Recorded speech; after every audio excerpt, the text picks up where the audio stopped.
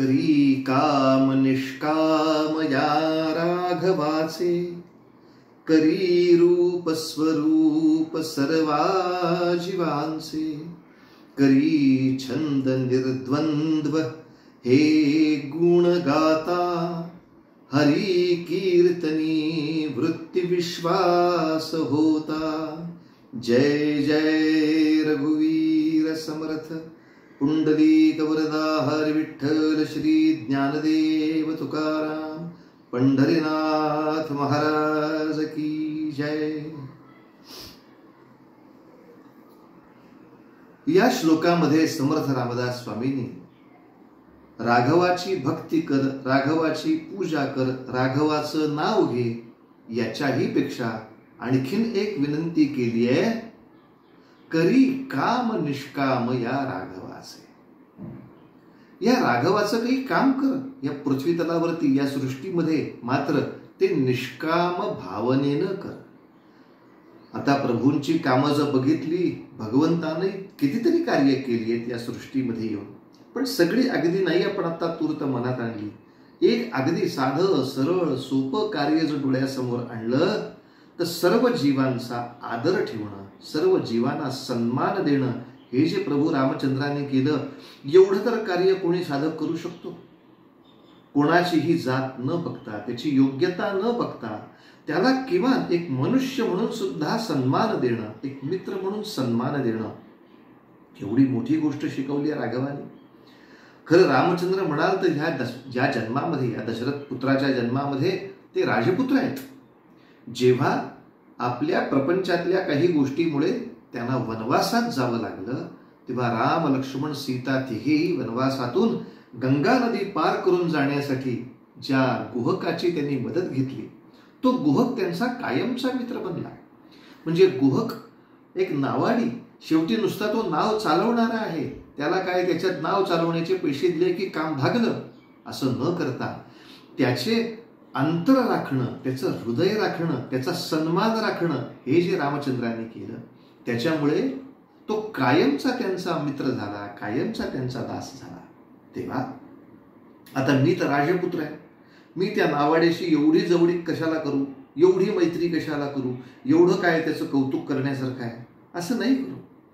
प्रत्येकाकडे त्याच्या त्याच्या क्षेत्रातली एक मोठी योग्यता असतेच, आणि किंबहुना नसली तरी सुद्धा तो आज ना उद्या मिळवेल ना ती, पण एक माणूस म्हणून त्याच्या आदराने बघणं, त्याच्याशी आदराने बोलणं, ही साधी गोष्ट आपण करत नाही। आपण विद्वानाची सुद्धा जिथे खिल्ली उडवायचा प्रयत्न करतो, तिथे बाकीच्या गोष्टी काय मला सांगा। म्हणून समर्थ रामदास स्वामींनी सुद्धा उपदेश करताना दासबोधामध्ये असं म्हटलंय, भेटो कोणी एक नर, धेड महार अथवा चांभार, त्याचे जाणावे अंतर या नाम भजन। आता अर्थात नीटपणे अभ्यास न करणारी माणसं या सगळ्या ओव्यांचे विपरीत अर्थ सांगतात आणि समर्थांच्या बद्दल समाजामध्ये अप्रीती निर्माण करतात। या लोकांचं मराठीचं ज्ञानच मुळात तुटपुंज आहे, त्याला ते तरी काय करणार आणि आपण तरी काय करणार। काही लोकांनी ह्या ओवीचा अर्थ असा काढला होता की भेटो कोणी एक नर, म्हणजे तो धेड असेल, महार असेल किंवा चांभार असेल तर त्याचे राखावे अंतर, म्हणजे आपल्यापासून तो अंतरावरच उभा ठेवावा, जवळ त्याला बोलवूच नाहीये, अंतर राखावं त्याच्या आपल्यात उभं राहण्यामध्ये, म्हणजे चांगलं भजन होईल। बघा बघा समर्थ कशी चुकीचं शिकवणारे आहेत ते।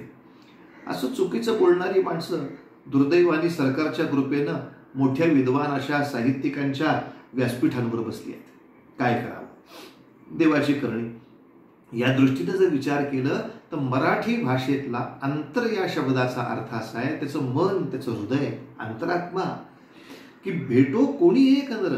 आपण जर भजनामध्ये असू, आपण जर धार्मिक असू, आपण जर काही उपासना करत असू, तर आपल्याला कोणीही मनुष्य भेटो, कोणीही प्राणी भेटो, कुठल्याही जातीचा असो, कुठलंही काम करणारा असो, पण त्याला सुद्धा एक जीव आहे, त्याला एक हृदय आहे, त्याला सुद्धा काही भाव, भावना, मान, सन्मान आहेत, हे लक्षात ठेवून त्याच्याशी सन्मानाने वागणं, त्याचे राखावे अंतर या शब्दाचा अर्थ हा आहे बरं का। या नामभजन तर आपलं भजन व्यवस्थित होईल। तेव्हा फार महत्वाची गोष्ट अशी आहे की असा सगळ्यांना आदर द्यायचा आहे, पण तो निष्काम भावनेनं, म्हणजे त्यांच्याकडून परतफेडीची अशी काहीतरी विचित्र अपेक्षा नाही करायची। आणि लक्षात घ्या, या सृष्टीतल्या सर्व जीवांचा जेव्हा आदर आपोआप आपल्या जीवाकडून व्हायला लागतो ना, तेव्हा त्या जीवाला त्याची आपोआप जाणीवही व्हायला लागते.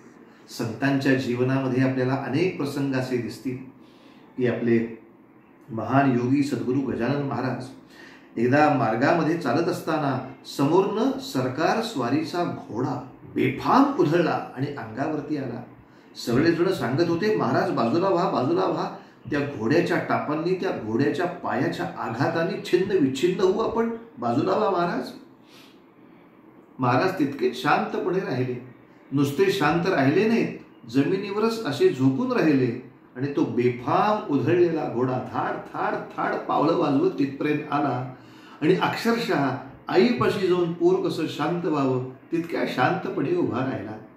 महाराजांनी उठून त्याच्या अंगावर जेव्हा थोपटलं आणि त्याची समजूत घातली, वशाबा अशी गडबड नाही बरं करायची, तेव्हा त्या जीवाला सुद्धा कळलं हो की हा जो समोरचा माझा मनुष्य आहे, ही जी विभूती आहे, ही विश्वातल्या प्रत्येक जीवाला अतिशय आदर देऊन अतिशय प्रेमाने वागणारी अशी विभूती आहे. याचा सन्मान मला केला पाहिजे, याचा सन्मान मला राखला पाहिजे.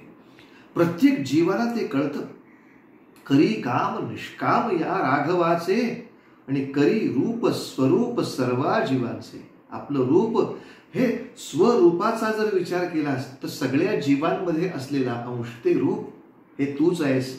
तेव्हा बाबा रे, कीर्तन ऐकतोस, भजन ऐकतोस, सत्संगामध्ये जातोस, काही वेळेला स्वतः सुद्धा प्रवचन करतोस, तर हे सगळं करत असताना काय कर, करी छंद निर्द्वंद्व हे गुण गाता.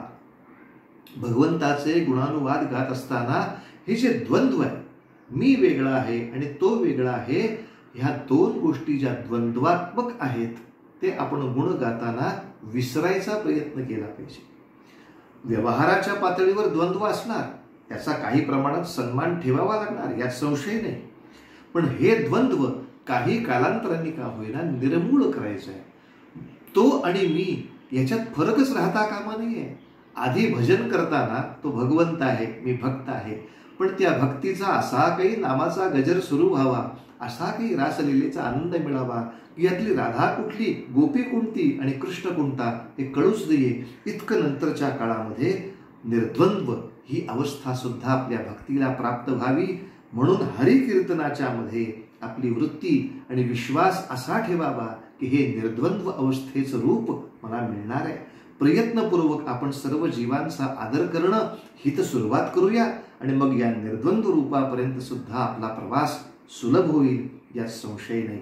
आजचा समर्थांचा हा श्लोक लक्षात ठेवायचा. करी काम निष्काम या राघवाचे, करी रूप स्वरूप सर्वा जीवांचे, करी छंद निर्द्वंद्व हे गुण गाता, हरी कीर्तनी वृत्ती विश्वास होता. जय जय रघुवीर समर्थ.